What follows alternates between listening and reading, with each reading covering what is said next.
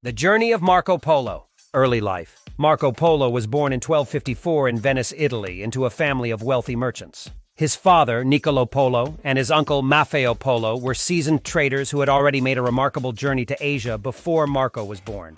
When Marco was just a teenager, his father and uncle returned to Venice with fascinating stories of their travels, including their encounters with Kublai Khan, the Mongol emperor. The great journey begins. In 1271, when Marco was 17, he joined his father and uncle on their return trip to Asia. Their goal was to reach the court of Kublai Khan once more. They embarked on their journey from Venice, traveling across the Mediterranean Sea and through the Middle East. The Polos followed the traditional trade routes, crossing the vast and dangerous expanse of the Arabian Desert.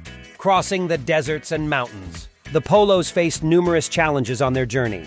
They traveled through Persia, modern-day Iran, where they encountered both welcoming hosts and hostile environments. The journey took them across harsh deserts, such as the Karakum and the Gobi, and towering mountain ranges like the Pamirs and the Tian Shan. These treacherous terrains tested their endurance and resilience. Marco, eager to learn, absorbed the diverse languages and customs of the regions they passed through. Arrival in China. After 3.5 years of arduous travel, the Polos finally reached the court of Kublai Khan in Chengdu, Xanadu, the summer capital of the Yuan dynasty in China. Kublai Khan, the grandson of the legendary Genghis Khan, was intrigued by the Polos and their stories from the West. He welcomed them warmly and took a particular liking to young Marco, who was intelligent, observant, and eager to explore. Serving Kublai Khan. For 17 years, Marco Polo served Kublai Khan, undertaking various missions and diplomatic tasks across the vast Mongol Empire.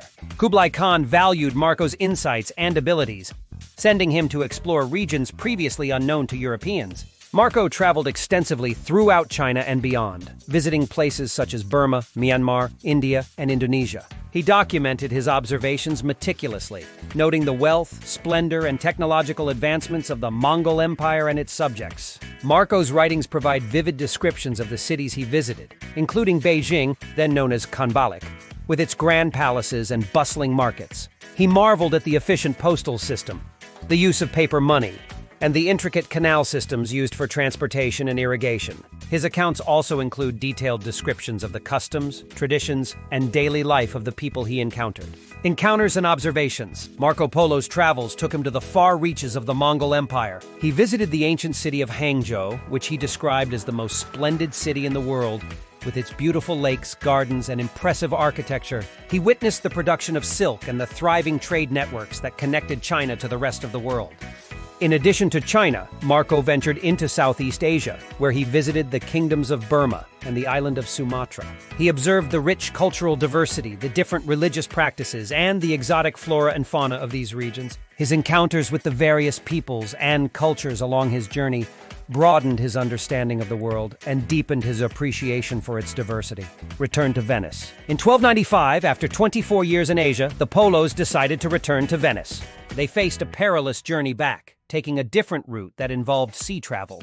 They sailed from China, passing through the South China Sea, the Indian Ocean, and the Persian Gulf, before traveling overland through Persia and Anatolia, modern-day Turkey.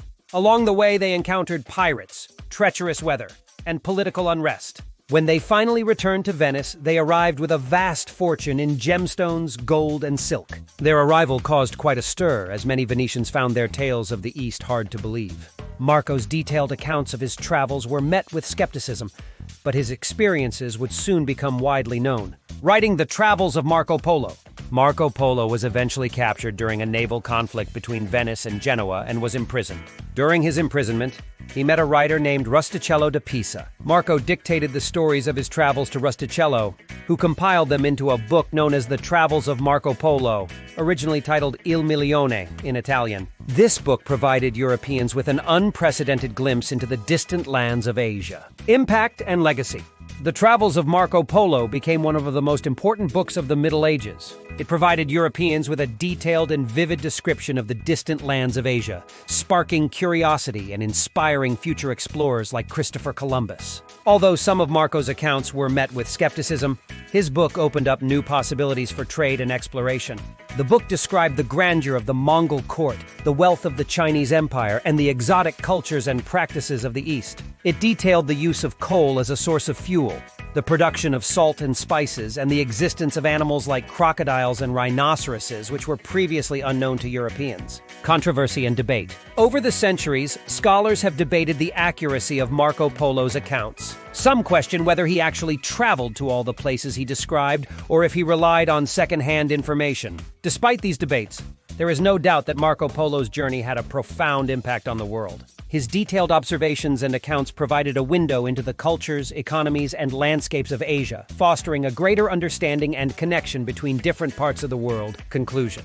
Marco Polo's journey was a remarkable adventure that bridged the gap between East and West. His legacy as one of history's greatest explorers endures to this day. His detailed observations and accounts provided a window into the cultures, economies, and landscapes of Asia, fostering a greater understanding and connection between different parts of the world. The impact of his travels and his book, The Travels of Marco Polo, cannot be overstated, as it played a crucial role in shaping the course of exploration and trade in the centuries that followed.